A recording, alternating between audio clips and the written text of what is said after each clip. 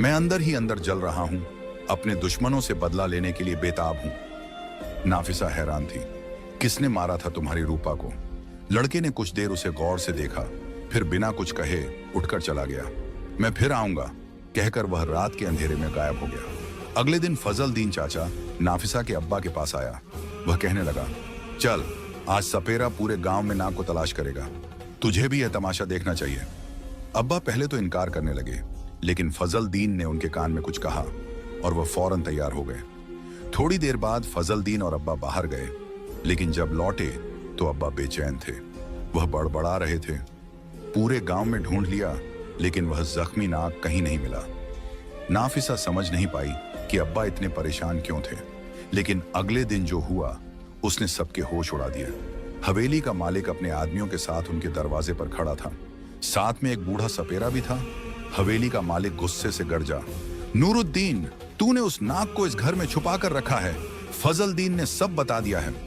अब्बा का सर झुका हुआ था। मैं कुछ नहीं जानता, उन्होंने धीरे से कहा। मालिक हंस पड़ा। अगर मेरी बात सच निकली तो सजा के लिए तैयार रहना। मैं मुर्दों को भी कब्र से निकाल सकता हूं। तभी सपेरे की बीन गूंज उठी। अचानक दीवार के पास एक लंबा मोटा नाग दिखाई दिया। वह झाड़ियों के पीछे जाकर गायब हो गया। पूरा गांव उसके पीछे दौड़ा, लेकिन वह नहीं मिला। नाफिसा कांप रही थी। उसने अब्बा से पूछा, यह सब क्या हो रहा है? हवेली का मालिक आपको इस तरह क्यों कह रहा था? अब्बा ने गहरी सांस ली और बोले, क्योंकि मैं उसके बहुत से राज जानता हूं। नाफिसा हक्का बक्का रह गई। तो क्या आप एक सपेरे थे? अब्बा ने सर झुका लिया।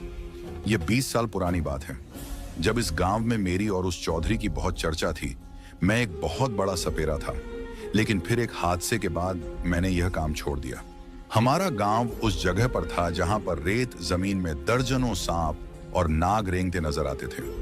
उसी वक्त हवेली भी नई नई तामीर हुई थी, लेकिन हवेली के एक खुफिया कोने में एक नाग जोड़ा भी आबाद हो गया। वे दोनों अपनी दुनिया में मगन थे, न जाने वहां कौन सी तपस्या कर रहे थे। लेकिन हवेली के मालिकों ने उन्हें देख लिया। वे उस नाग जोड़े को जान से मारना चाहते थे, क्योंकि नाग का खौफ हर किसी इंसान के जहन में था। मैं हर वक्त अपने अब्बा के साथ रहता था। मुझे आज भी वह दिन याद है जब हवेली के मालिक ने अब्बा को बुलाया था। वे अब्बा से कहने लगे कि तूने इस जोड़ी को खत्म करना है। अब्बा ने साफ इनकार कर दिया और कहने लगे, हरगिज नहीं, मैं यह काम नहीं कर सकता। अगर एक नाग मरता है तो उसकी नागिन सदियों तक तुम्हारा पीछा करेगी, और अगर नागिन मरती है तो वह नाग तुम्हारा पीछा कभी नहीं छोड़ेगा। कभी ना कभी लौटकर जरूर वापस आएगा।